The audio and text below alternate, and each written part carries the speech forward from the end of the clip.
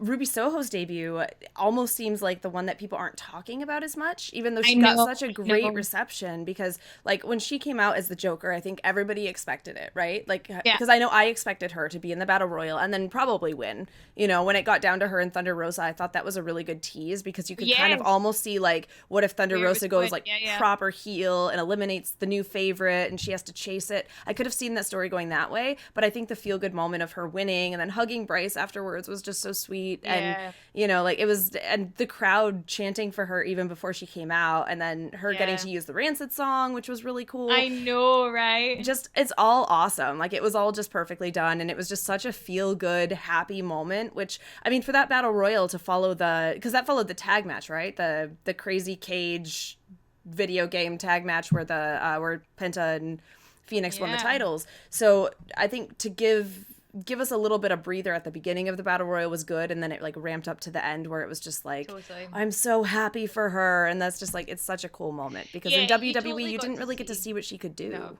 But this is the thing is like you totally got to see how much it meant to her too, Mm-hmm. and just how much I don't know. I think, and this might be a wee bit of an unpopular or quite controversial opinion, but it's like I think a lot of people can still, and I include myself in this, like can get hyped up on what you hear on the internet, but not actually do your own research. Right. So, you hear all this stuff. Like, I mean, I 100% admit it. I wasn't too familiar. Like, I knew of her because I'm friends with female wrestlers and stuff like that, Right. but I wasn't like too massively familiar with her until she came to WWE. And then when she comes to WWE, she's kind of instantly put in this faction.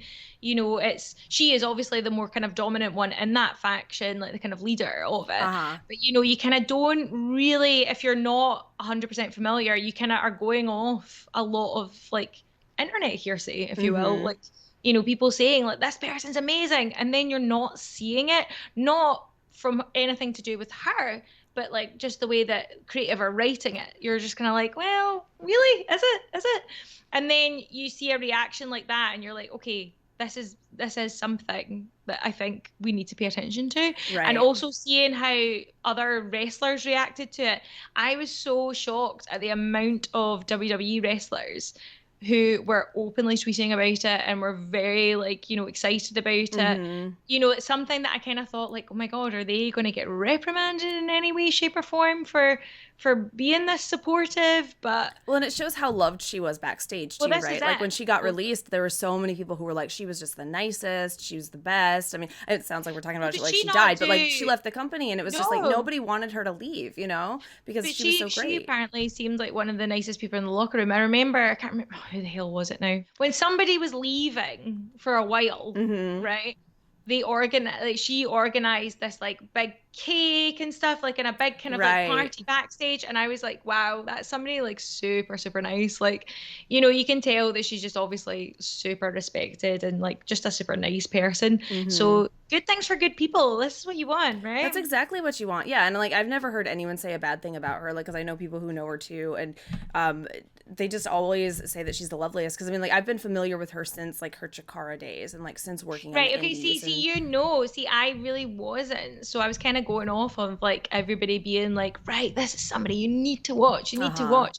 And to be fair, like, don't get me wrong, I loved the Riot Squad. Like, I loved it, but I Oh was so yeah. more focused on Liv Morgan for whatever reason. I Mm-hmm. don't know, but I just was kind of like more besotted with her. So then when she kind of like when the two of them kind of were doing their tag team thing, and then they kind of like started pushing Liv. I was like, why is this person who's so respected on the internet and like all this, why is she not getting the kind of like Like namesake? superstar Why is she? Yeah, treatment, yeah, yeah, basically. totally. Because like surely you would expect that. Like you would expect that.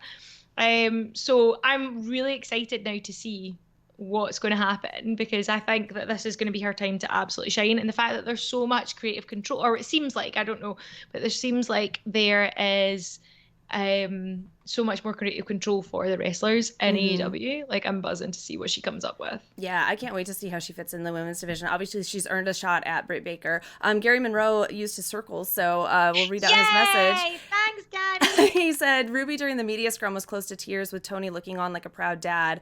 Also, what about the pop for the unexpected? That was Minoru Suzuki. Yeah, we'll get to Minoru Suzuki in a second. Yeah. But when it comes to Ruby, the last thing I wanted to say is that obviously she has a shot at Britt Baker now. And I really hope that they build this as a story and not as just like, here's Yes. another lady who's going to challenge and then we don't know whether she's going to win or Yeah. lose. I don't know. If they build it right, I wouldn't mind seeing Ruby Soho be the one to take it from Britt Baker. I think Britt Oh, Baker is yeah. like on top of the world as champion right now. I don't want to see her lose it, but I also want the world for Ruby Soho, so I'm very torn here.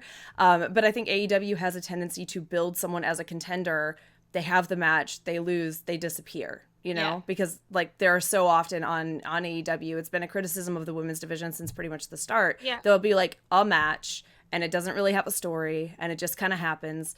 And I want more than Yeah. that. Like I But want do you Ruby to be wonder? able to be a fully fledged character the way Britt Baker is right now.